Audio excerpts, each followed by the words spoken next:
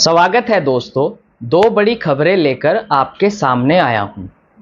उत्तर प्रदेश सरकार की ओर से सोशल मीडिया कंटेंट क्रिएटर के लिए 8 लाख तक की धनराशि देने का ऐलान किया है। क्या है पूरी खबर, इस पर आगे बात करेंगे। सबसे पहले बताना चाहूँगा, मुस्लिम समाज में जो शादी करने का, निकाह करने का जो नियम होता था, अब उसमें कुछ बदलाव किए गए हैं, या ये कहे कि अब निकाह करने का नियम बदल गया है।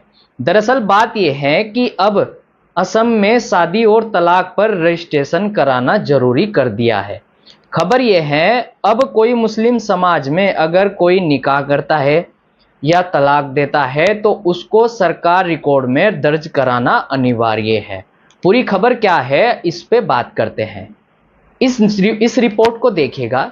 इसमें लिखा है, असम विधानसभा ने 29 अगस्त यानी कल मुस्लिम शादियों और तलाक रजिस्टर करने वाले 90 साल पुराने कानून असम मुस्लिम marriage and divorce registration act 1935 को रद्द करने का बिल पास किया है। यानी मुस्लिम शादियों में जो 90 साल पुराना कानून था, 90 साल से चलता आ रहा था, जिसके तहत मुस्लिम समाज में शादियां, निकाह और तलाक होते थे, अब वो समाप्त हो जाएगा। और इसके चलते जो नया कानून लाया गया है उसके आधार पर ही निकाह और तलाक का रजिस्ट्रेशन कराना होगा। जैसा कि दोस्तों आप जानते हैं, इस तरह की घटनाएं होती रहती थी कि लड़की कम उम्र की है या लड़का कम उम्र का है, या बाल विवाह कर दिया गया है। इस तरह की जो समस्याएं थी, इस तरह की जो मतलब खबरें सामने निकल कर आती थी, उसके चलते इस तरह का बिल पास किया गया है। खबरों के मुताबिक 22 अगस्त को असम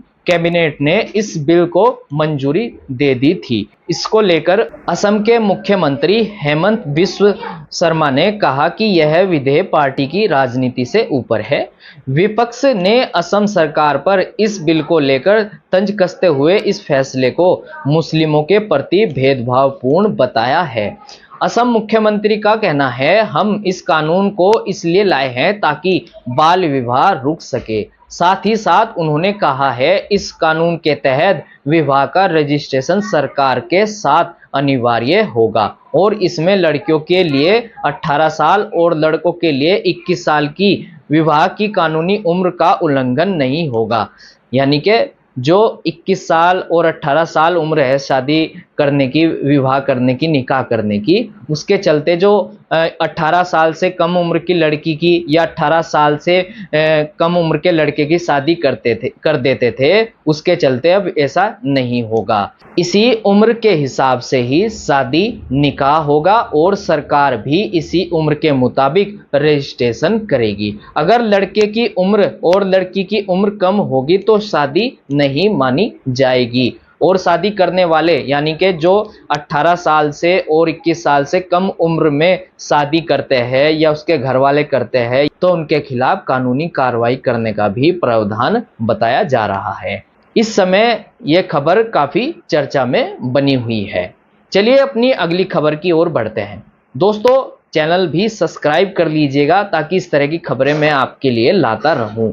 खबर यह है, उत्तर प्रदेश सरकार ने एक सोशल मीडिया पॉलिसी बनाई है, जिसके चलते सभी social media content creator 8 lakh महीना कमा पाएंगे। दरअसल बात यह है कि योगी सरकार ने सोशल मीडिया नीति 2024 पेश की है, जिससे लोग घर बैठे लाखों कमा सकते हैं।